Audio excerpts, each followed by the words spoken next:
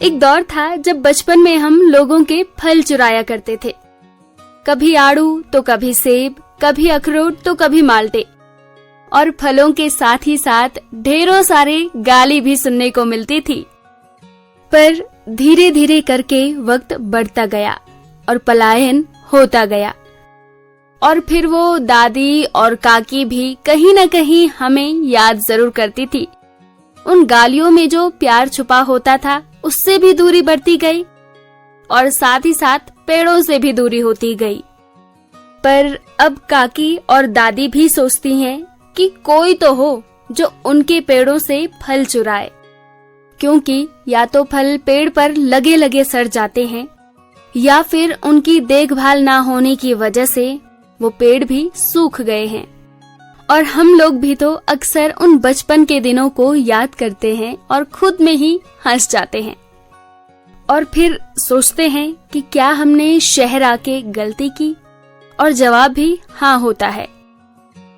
हम तो जब तक पहाड़ में रहे तब तक पहाड़ की हर एक चीज से रूबरू रहे, हर एक चीज की जानकारी रही।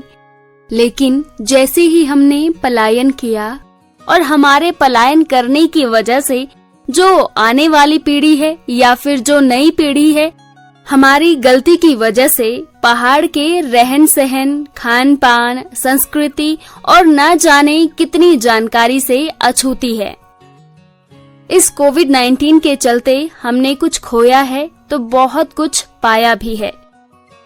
एक मौका मिला है फिर से पहाड़ को एक नई दिशा में ले जाने का, और उस नई पीढ़ी को हर एक चीज बताने का और पहाड़ की हर एक चीज से रूबरू कराने का।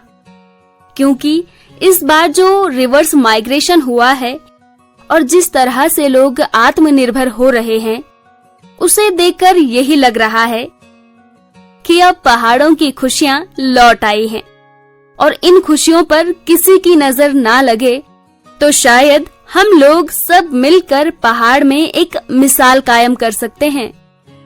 और ये तभी हो सकता है जब हम एक दूसरे की मदद करें और एक दूसरे को जागरूक करें, और शायद तभी हम अपनी देवभूमि को एक नया रूप दे सकते हैं। पर यह मुमकिन तभी है जब हर कोई आत्मनिर्भर बने और अपनी जिम्मेदारी के साथ काम करे। बाकी तो हम सब समझदार हैं ही। फिलहाल सुनते रहो रेडियो खुशी 90.4 FM और गुनगुनाते रहो।